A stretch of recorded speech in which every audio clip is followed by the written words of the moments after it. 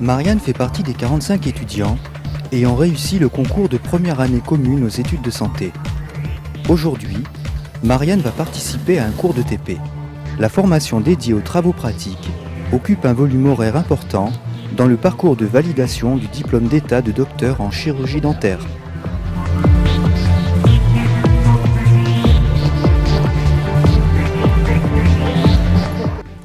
Alors, concernant les travaux pratiques, les étudiants de 3e année ont à peu près un volume horaire de 15 heures de travaux pratiques et enseignements dirigés par semaine, en sachant que les enseignements ne sont pas tout à fait les mêmes entre le premier semestre et le deuxième semestre.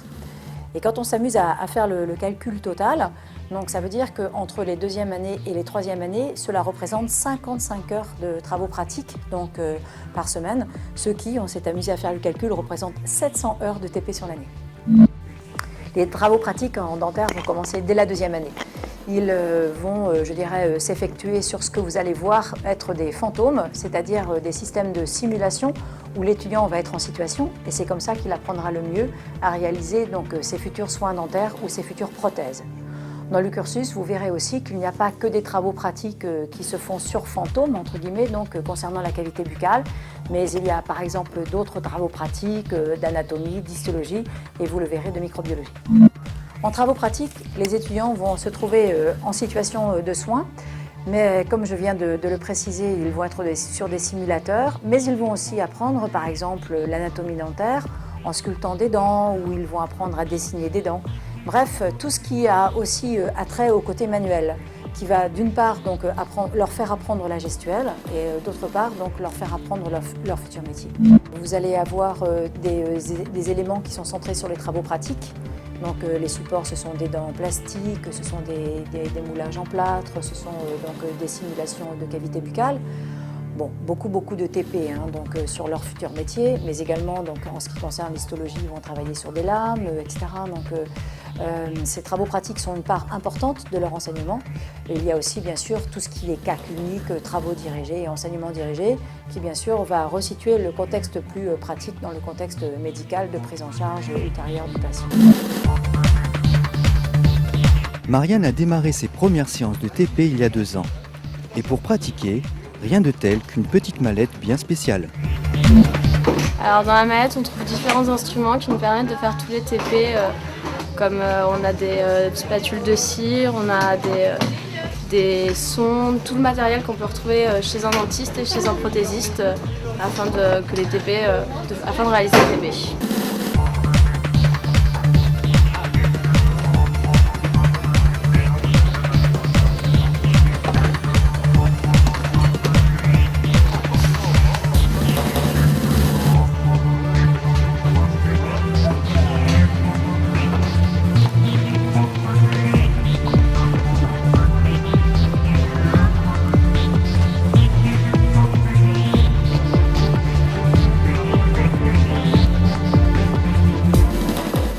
Bonjour à tous, aujourd'hui dernier TP de ce 2e montage des dents.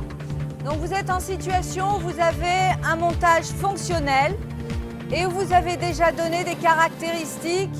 On avait dit patient plutôt âgé et on avait dit patient type masculin. Donc vous avez orienté le montage selon ces caractéristiques. Il est totalement fonctionnel. Dernière chose à faire, le travail de la gencive.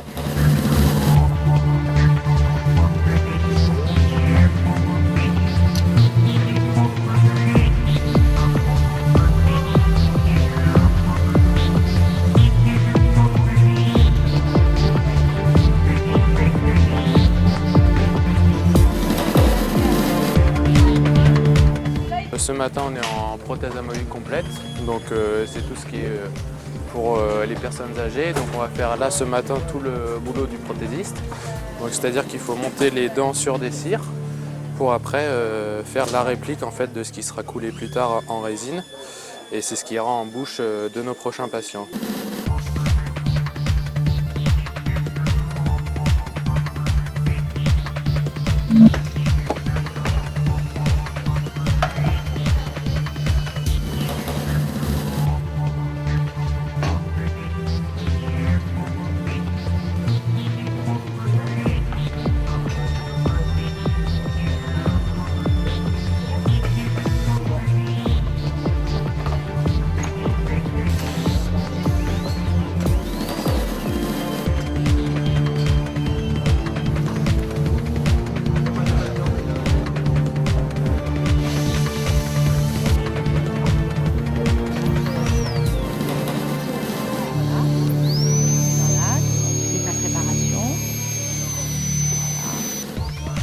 fait, j'utilise pas ce poste d'habitude, donc je sais pas comment.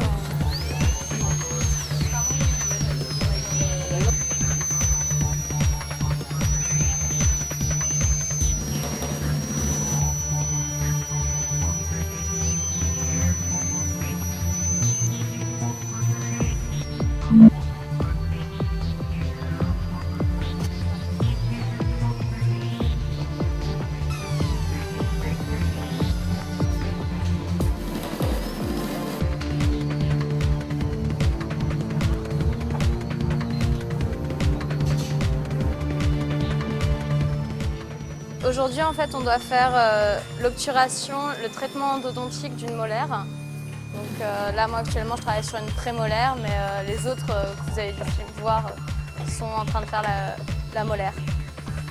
Donc, en règle générale, on doit faire l'ouverture de la chambre. Donc moi, comme vous avez pu voir, j'ai déjà une chambre qui est faite. Donc c'est ce qu'on voit là, noir.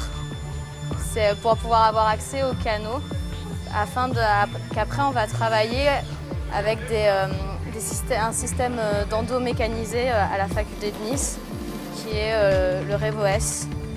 Donc on utilise différentes séquences d'étapes avec la turbine qui est là, qui est cet instrument-là, et le contre-angle, et comme ça, sur lequel là on voit monter un gate.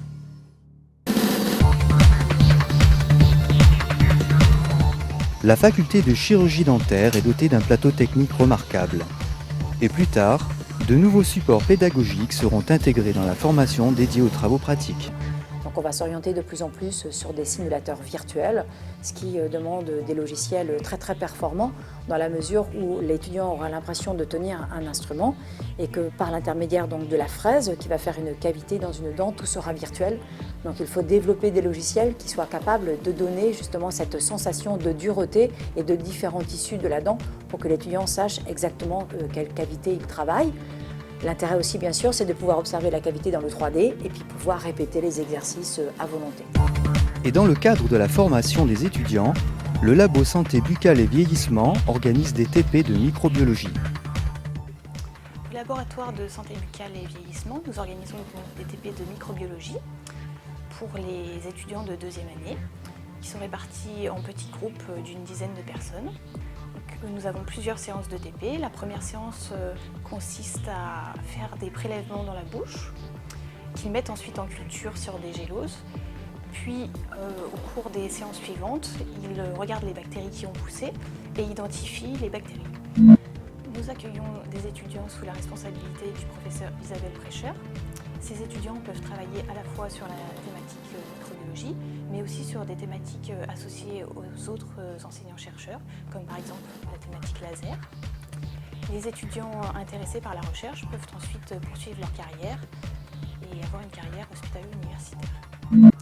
La plupart des maladies buccales sont liées à des microbes, comme par exemple la carie et la parodontite, qui sont des infections de la dent et de la gencive.